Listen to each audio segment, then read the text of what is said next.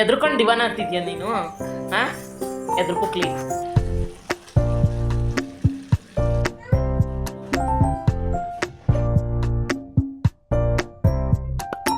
Hi, ನಮಸ್ಕಾರ ಎಲ್ರಿಗೂ. Welcome back to another vlog. ಎಲ್ಲರೂ ಹೇಗಿದ್ದೀರಾ? ನೀವೆಲ್ಲ ಚೆನ್ನಾಗಿದ್ದೀರಾ ಅಂದ್ಕೊಂಡಿದ್ದೀನಿ. ನಾನು ಕೂಡ ತುಂಬ ಚೆನ್ನಾಗಿದ್ದೀನಿ. ಈ ಶ್ರಾವಣ ಗಣೇಶ ಹಬ್ಬ ಮುಗಿಯೋವರೆಗೂ ನಾವು ಚಿಕನ್ ಮಾಡೋದಿಲ್ಲ ಮನೆಯಲ್ಲಿ. ಹಂಗಾಗಿ ತುಂಬ ದಿನದ ನಂತರ ಈ ಕ್ರೀಮಿ ಚಿಕನ್ ಫ್ರೈ ರೆಸಿಪಿನ ನಿಮ್ಮ ಜೊತೆ ನಾನಿವತ್ತು ಶೇರ್ ಮಾಡ್ಕೋತಾ ಇದ್ದೀನಿ. ಇದನ್ನು ಮಾಡೋದು ತುಂಬ ಈಸಿ, ತುಂಬ ಟೇಸ್ಟಿಯಾಗಿರುತ್ತೆ. ಮೊದಲಿಗೆ ಒಂದು ಬಾಣಲಿ ಬಿಸಿಗೆ ಇಟ್ಕೊಂಡು ಸ್ವಲ್ಪ ಎಣ್ಣೆ, 1 ಸ್ಪೂನ್ ಆಗೋಷ್ಟು ಸೋಂಪು, ಒಂದು 3 ಈರುಳ್ಳಿನ ಉದ್ದುದ್ದಕ್ಕೆ ಕಟ್ ಮಾಡಿ ಇದನ್ನು ಚೆನ್ನಾಗಿ ಫ್ರೈ ಮಾಡ್ಕೋಬೇಕು. ಈರುಳ್ಳಿ ಕಲರ್ ಚೇಂಜ್ ಆಗಿ ಬ್ರೌನ್ ಆಗಿ ಅದು ಸ್ವಲ್ಪ ಕ್ರಿಸ್ಪಿ ಆಗೋವರೆಗೂ ಚೆನ್ನಾಗಿ ಫ್ರೈ ಮಾಡ್ಕೋಬೇಕು. ನೋಡಿ, ಇಷ್ಟಾಗಿದೆ. ಇವಾಗ ನಾನು ಇದಕ್ಕೆ 2 ಸ್ಪೂನ್ ಆಗೋಷ್ಟು ಶುಂಠಿ ಬೆಳ್ಳುಳ್ಳಿ ಪೇಸ್ಟನ್ನು ಸೇರಿಸ್ತಾ ಇದ್ದೀನಿ. ಈ ಶುಂಠಿ ಬೆಳ್ಳುಳ್ಳಿ ಪೇಸ್ಟ್ ಸೇರಿಸಿದ್ಮೇಲೆ ಇದರ ಹಸಿ ವಾಸನೆ ಹೋಗೋವರೆಗೂ ಇದನ್ನು ಚೆನ್ನಾಗಿ ಫ್ರೈ ಮಾಡ್ಕೋಬೇಕು. ಗ್ಯಾಸ್ ಉರಿ ಕಡಿಮೆ ಇಟ್ಕೊಂಡು ಇದನ್ನು ಚೆನ್ನಾಗಿ ಫ್ರೈ ಮಾಡ್ಕೋಬೇಕು. ಯಾಕಂದರೆ ತಳ ಸೀದೋಗ್ಬಿಡುತ್ತೆ ಕೆಲವೊಂದು ಸಲ ಶುಂಠಿ ಬೆಳ್ಳುಳ್ಳಿ ಪೇಸ್ಟ್ ಹಾಕಿದ್ಮೇಲೆ.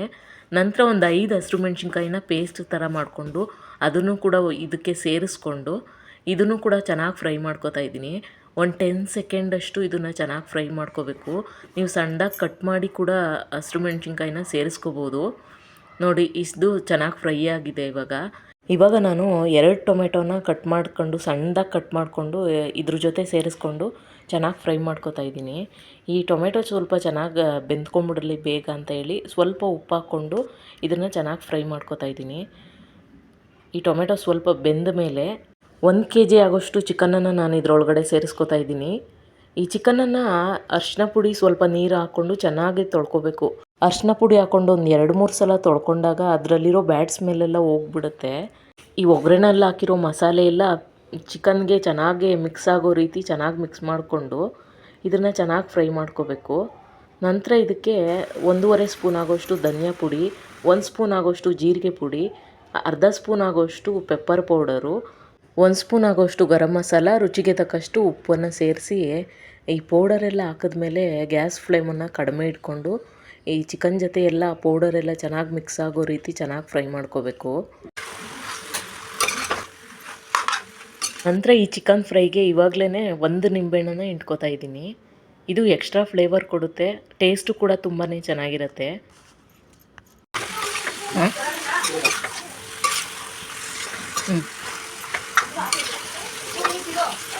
ಇದರಲ್ಲಿ ನಿಮಗೆ ಗ್ರೇವಿ ಬೇಕು ಅಂತಂದರೆ ಅರ್ಧ ಗ್ಲಾಸ್ ನೀರು ಹಾಕ್ಕೊಂಡು ಒಂದು 10 ನಿಮಿಷ ಬೇಯಿಸ್ಕೋಬೇಕಾಗುತ್ತೆ. ನಾನು ಇದರಲ್ಲಿ ಗ್ರೇವಿ ಬೇಡ ಅಂತ ಹೇಳಿ ಒಂದು 10 ನಿಮಿಷ ಒಂದು ಲಿಡ್ನ ಕ್ಲೋಸ್ ಮಾಡಿ 10 ನಿಮಿಷ ಹಾಗೆ ಬೇಯಿಸ್ಕೊಂಡಿದ್ದೀನಿ. ನೋಡಿ, ಇದರಲ್ಲಿರೋ ನೀರನ್ನೇ ಚೆನ್ನಾಗಿ ಬಿಟ್ಕೊಂಡಿದೆ. ಇದಕ್ಕೆ ನಾನಿವಾಗ ಒಂದು ಪೂರ ತೆಂಗಿನಕಾಯಿಯಲ್ಲಿ ಬರೋ ಹಾಲನ್ನು ತೆಕ್ಕೊಂಡು ಇದಕ್ಕೆ ಸೇರಿಸ್ಕೋತಾ ಇದ್ದೀನಿ. ನಂತರ ಇದಕ್ಕೆ ಕಟ್ ಮಾಡಿರೋ ಪುದೀನ ಕೊತ್ತಂಬರಿ ಸೊಪ್ಪನ್ನು ಸೇರಿಸ್ಕೊಂಡು ಇದನ್ನೆಲ್ಲ ಚೆನ್ನಾಗಿ ಮಿಕ್ಸ್ ಮಾಡ್ಕೋಬೇಕು. ಇದಕ್ಕೆ ಮೇಯ್ನಾಗಿ ತೆಂಗಿನಕಾಯಿ ಹಾಲು ಹಾಕ್ತೀವಲ್ಲ ಅದೇ ಟೇಸ್ಟ್ ಕೊಡೋದು. ಇದಕ್ಕೆ ಚಪಾತಿ, ಪರೋಟ, ಅನ್ನದ ಜೊತೆ ಅನ್ನ ರಸಮ್ ಮಾಡಿಕೊಂಡು ಸೈಡ್ ಡಿಶ್ ಆಗಿ ಇದನ್ನು ಮಾಡ್ಕೋಬೋದು. ತುಂಬಾ ಚೆನ್ನಾಗಿರುತ್ತೆ. ಈ ಹಂತದಲ್ಲಿ ಕೂಡ ನಿಮಗೆ ಗ್ರೇವಿ ಥರ ಬೇಕು, ಇನ್ನೂ ಸ್ವಲ್ಪ ನೀರು ಆ್ಯಡ್ ಮಾಡ್ಕೋಬೋದು. ಮೊದಲು 10 ನಿಮಿಷ ಬೇಯಿಸ್ಕೊಂಡಿದ್ನಲ್ಲ, ಹಂಗಾಗಿ ಕಾಯಿ ಹಾಲು ಹಾಕಿದ ಮೇಲೆ 10 ನಿಮಿಷ ಇದನ್ನು ಕುಕ್ ಮಾಡಿಕೊಂಡೆ. ಅವಾಗವಾಗ ಲಿಡ್ನ ಓಪನ್ ಮಾಡಿ ಮಧ್ಯದಲ್ಲೇ ಕೈ ಆಡಿಸ್ಕೋತಾ ಇರಬೇಕು, ಇಲ್ಲಾಂದರೆ ತಳ ಹಿಡಿಯೋ ಚಾನ್ಸಸ್ ಇರುತ್ತೆ. ನೀರು ಆ್ಯಡ್ ಮಾಡಿಕೊಂಡಾಗ ತಳ ಹಿಡಿಯೋ ಚಾನ್ಸಸ್ ಇರಲ್ಲ.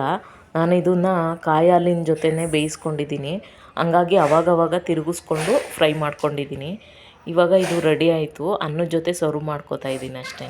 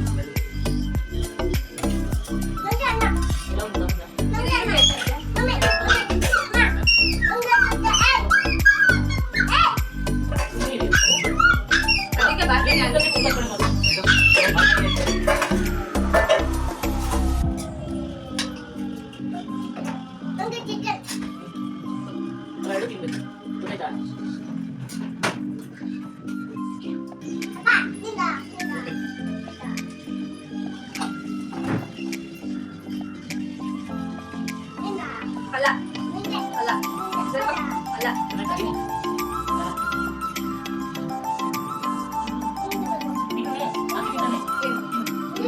ಏನಿದು ಅಷ್ಟೇ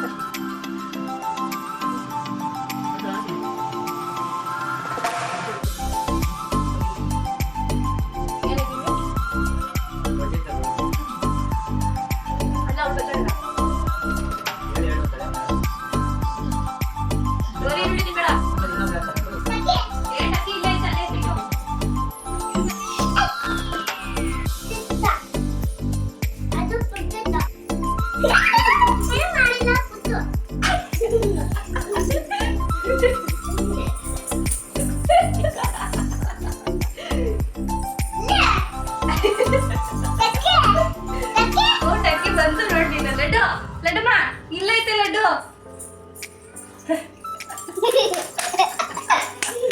ನೀನು ನೀನು ಇಟ್ಕೊ ನೀನು ನೋಡಿ ಏನು ಮಾಡಲ್ಲ ನೋಡಿ ನೋಡಿ ಇಟ್ಕೊಳಮ್ಮ ಏನೂ ಆಗಲ್ಲ ಹಿಂಗೆ ಸವರ್ಬೇಕು ಬಾ ಲಡ್ಡು ಬಾ ಇಟ್ಕೊ. ತಲೆ ಹಿಂಗೆ ಸವರ್ಕೊಂಡು ಇಟ್ಕೊ ಬಾ ಇದೇನು ಮಾಡಲ್ಲ ಬಾ ಇಟ್ಕೊಂಡು ಇಟ್ಕೊ ಏನು ಮಾಡೋದು ನೋಡಿದೀನಿ ನೋಡು ಇಲ್ಲಿ ನೋಡು ನೋಡಿ ಲಡ್ಡು ತಕ್ಕೆ ಹೋಯ್ತೈತೆ ತೃಪ್ತಿ ನಾಯ್ಮರಿ ತೊಗೊಂಡಿದ್ದಾಳೆ ಮಕ್ಳಿಗೆ ತೋರ್ಸೋಣ ಅಂತ ಕರ್ಕೊಂಬಂದ್ರೆ ಇಬ್ಬರು ಫುಲ್ ಭಯ ಬಿದ್ದೋಗ್ತಿದ್ದಾರೆ. ಅಲ್ಲಡಿ ಲಡ್ಡು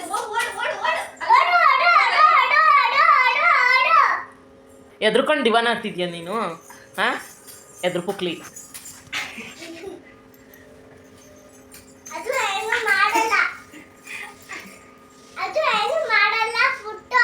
ಅದು ಹಾಲ್ ಸ್ಮೆಲ್ ಗೊತ್ತೈತಲ್ಲ ಅದಕ್ಕೆ ನೀನೇ ಮುಟ್ಟು ಅವಳಿಗೆ ಹೇಳ್ತಿಯಲ್ಲ ನೀನೇ ಮುಟ್ಟು ಬಾ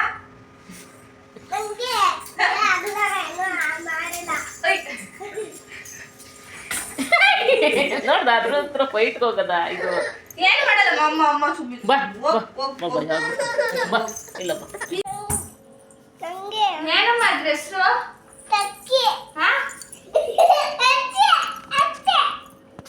ಸಬ್ಸ್ಕ್ರೈಬರ್ ಒಬ್ಬರು ಕೇಳ್ತಾ ಇದ್ರಿ ಬಟ್ಟೆ ಕಲೆಕ್ಷನ್ಸ್ ಕೂಡ ತೋರಿಸಿ ನಿಮ್ಮದು ಅಂತ.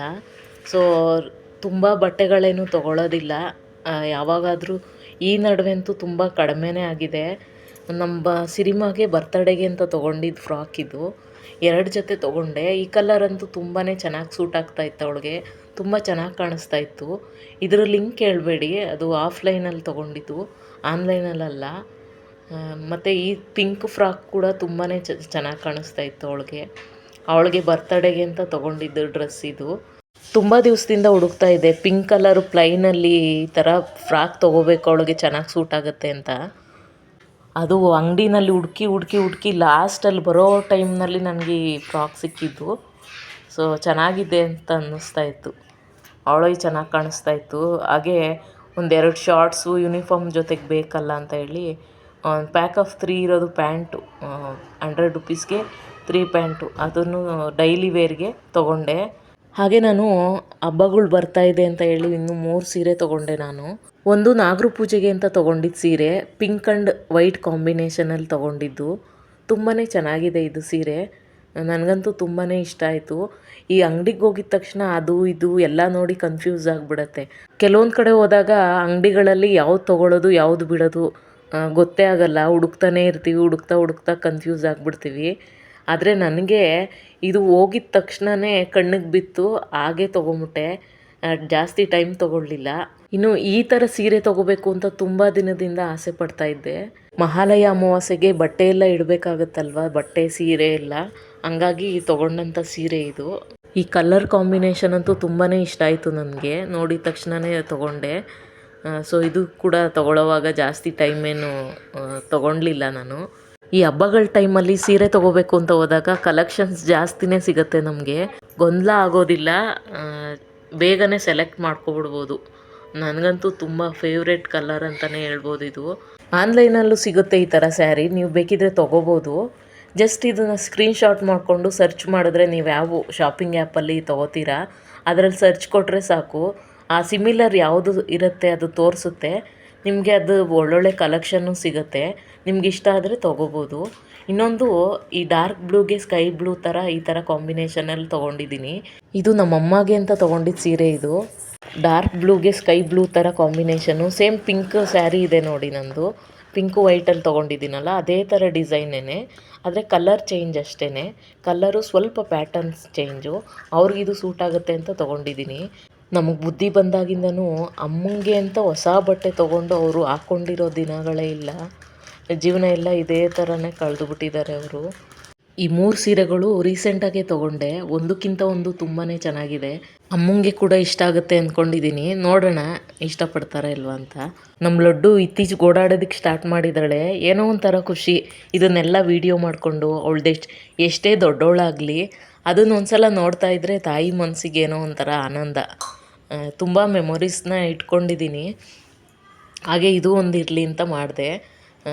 ಇದಾಗಿತ್ತು ನನ್ನ ಇವತ್ತಿನ ವ್ಲಾಗ್.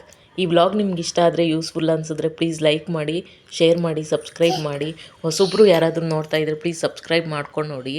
ನೀವು ಸಬ್ಸ್ಕ್ರೈಬ್ ಮಾಡಿ ಪಕ್ಕದಲ್ಲಿರೋ ಬೆಲ್ ಐಕಾನ್ನ ಕ್ಲಿಕ್ ಮಾಡೋದ್ರಿಂದ ನನ್ನ ಪ್ರತಿ ವಿಡಿಯೋ ನೋಟಿಫಿಕೇಷನ್ನು ನಿಮ್ಮ ಫೋನ್ಗೆ ಬರುತ್ತೆ. ನೆಕ್ಸ್ಟ್ ವಿಡಿಯೋದಲ್ಲಿ ಸಿಗ್ತೀನಿ. ಅಲ್ಲಿವರೆಗೆ ಥ್ಯಾಂಕ್ಸ್ ಫಾರ್ ವಾಚಿಂಗ್.